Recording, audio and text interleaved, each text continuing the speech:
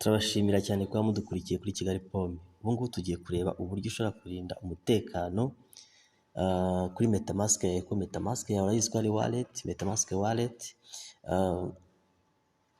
kugira ngo urinde umutekano wawe kuri asset zawe, ushobora kuba ari za kowa cyangwa n'izahandi hantu ushobora kuba umayininga warabihuje na Metamask. Nk'uko mwabibonye n'ubundi bimeze, nifuje gukoresha iyi video kugira ngo umuntu warebye amafoto yenda bikamugora abone kuba yabibona akayibona neza, kuko biriya bintu byakoba twaravunitse kandi byaratugoye. Ni byiza yuko ukipinga asset zawe nk'ibintu ubona wakoreye kugira ngo wikipinge neza, kubera ko warira mu myotsi uramutse wibwe n'abatekamutwe, kubera ko kuba ni ikintu gihenze cyane. Ufite telefone yawe n'abatindiye urabibona, ariko icyo nakwibutsa, iyi ni Kigali Pome. Ushaka wakora subscribe, kandi ni byiza kugira ngo n'ibyiza byose bizaze bigucika. Ufite telefone yawe, uragenda kuri Metamask, ifungure.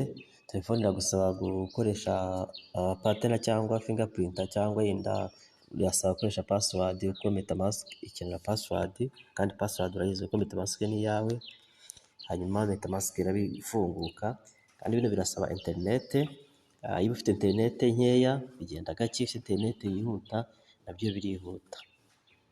Ubona ko ngiye ntungukiye kuri wallet connection session, nuko nari nabivuyemo ntigeze nsubira inyuma, ariko ndi gusubira inyuma. Ugifungura Metamask yawe gutya, ukayifungura igafunguka, biragaragara yuko utungukira ku bisanzwe n'ubundi dusanzwe tubona muri Metamask. Bino ni ukubera internet cyangwa password agatungukira kuri bino ubona kuri screen ya telefone.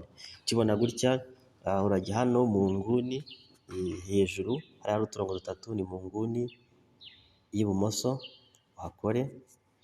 Urabona bino bintu bitandukanye, umanuke nk'uko babitubwiye, ujye kuri settings.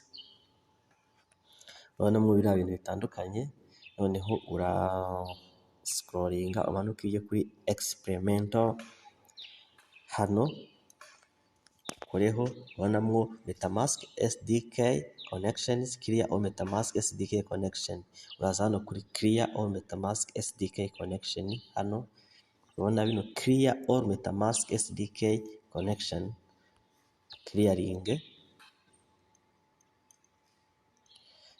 Wallet connection session, none urebe noneho ibirimo, urasanga nta kintu kirimo, uvuga uti noneho nta kibazo mfite muri Metamask. Kandi bino ushobora kubikora uno munsi, ariko uburenganzira bwawe no kubikora no mu minsi 2 cyangwa 1, kugira ngo utaba winjiriwe n'abajura, kuko kowa birashoboka ko ushobora kuzafite agaciro kanini, ugasanga abajura bakwinjiriye cyangwa bagutwaye ama asset yawe. Si byiza ko warira mu myotsi, kandi umuntu afite uko yagusobanurira. Ku bantu rwose byagoye ku uburyo ba clearinga biriya bintu, nta bundi buryo, ni gutya. Ujya kuri hariya experimental, gakora kuri clear, noneho ukagenda ugasanga nta kintu kirimo. Ubu ngubu ibyayo biri safe kandi bimeze neza. Icyo twagusaba ni uko wakora subscribe kuri YouTube channel yacu Kigali Pome, kandi ukandika muri comment n'ikindi kintu twazakubwira ubutaha ku bijyanye na technology, cyangwa n'ikindi kiganiro cyose mba twagukorera. Murakoze.